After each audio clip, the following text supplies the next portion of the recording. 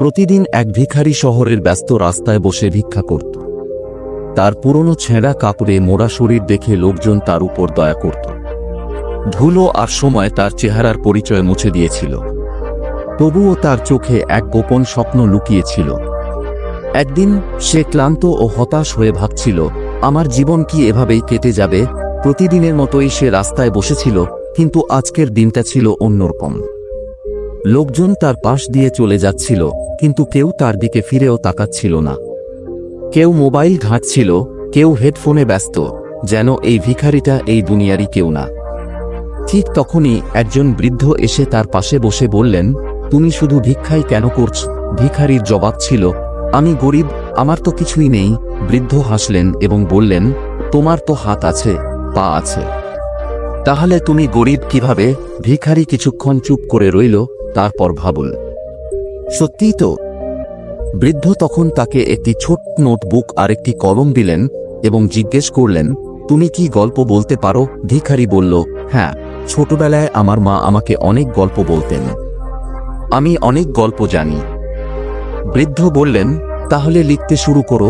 ভিখারি প্রথমে ভয় পেয়ে গেল, কারণ সে কখনো লেখক ছিল না।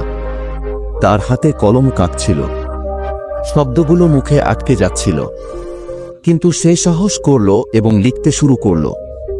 তার প্রথম গল্প ছিল তার নিজের কষ্ট নিয়ে, একেবারে সত্য আর হৃদয় ছোঁয়া। কয়েকদিন পরে এক পথচারী সেই লেখা পড়ে অবাক হয়ে গেল। সে বলল, তোমার লেখা খুব ভালো, তুমি এগুলো বই হিসেবে প্রকাশ করতে পারো। প্রথমবারের মতো ভিখারি বুঝতে পারল যে তার মাঝেও প্রতিভা আছে। সে অনুভব করল তারও একটি কণ্ঠ আছে যা মানুষের হৃদয় ছুঁতে পারে। ধীরে ধীরে সে ছোট ছোট বই ছাপাতে লাগল। মানুষ তার বই কিনতে লাগল এবং সে জনপ্রিয় হয়ে উঠল। একদিন সে সেই বৃদ্ধ মানুষটিকে খুঁজতে গেল, কিন্তু কোথাও তাকে পাওয়া গেল না।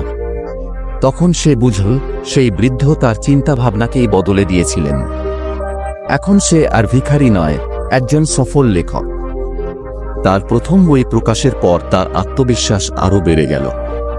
সে বুঝতে পারল জীবন কেবল দয়ার উপর নির্ভর করে না, বরং নিজেকে গড়ে তোলার সুযোগও দেয়।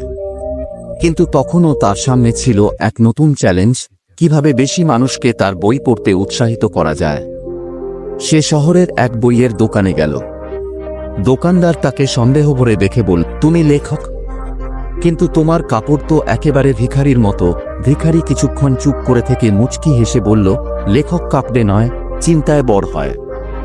শব্দের মূল্য পোশাক নয়, প্রভাব নির্ধারণ করে। দোকানদার হেসে বলল, ঠিক আছে, তোমার বই এখানে রাখো, বিক্রি হলে আর বই নিয়ে এসো। কিছুদিনের মধ্যেই তার বই বিক্রি হতে লাগল। লোকজন বলতো, এই গল্পগুলো তো হৃদয় ছুঁয়ে যায়। একদিন একটি বিখ্যাত সংবাদপত্র তার বই নিয়ে প্রতিবেদন ছাপাল, এক ভিখারির গল্প যিনি নিজের জীবন বদলে দিয়েছেন। এরপর সে আরো বড় স্বপ্ন দেখতে শুরু করল, আমি শুধু বেঁচে থাকতে চাই না, আমি চাই মানুষ আমাকে মনে রাখুক। সফলতার সঙ্গে এল নতুন প্রশ্ন, একজন ভিখারি কি সত্যিই লেখক হতে পারে?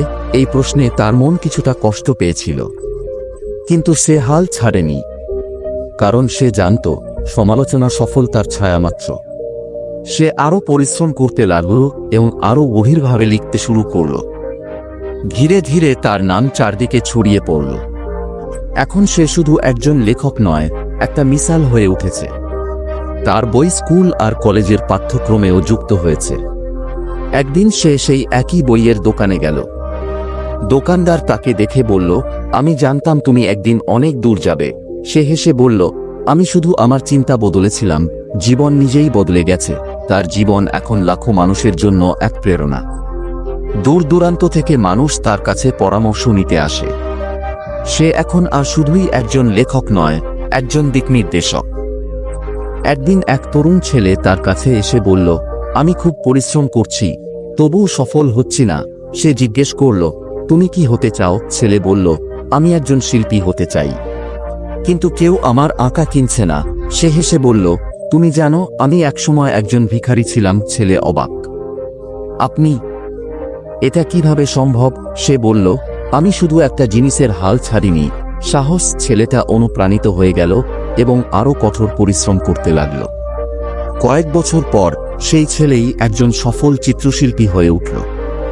সে একদিন তার সেই গুরুর কাছে ফিরে এল এবং বলল, আপনার সেই কথাগুলোই আমার জীবন পাল্টে দিয়েছে। সে হেসে বলল, জীবন বদলানোর চাবি তোমার নিজের হাতেই থাকে, শুধু সময় মতো তা ধরতে জানতে হয়। এখন সে একজন লেখক নয়, একজন জীবনগাথাকার, যার গল্প একটার পর একটা জীবন বদলে দিচ্ছে।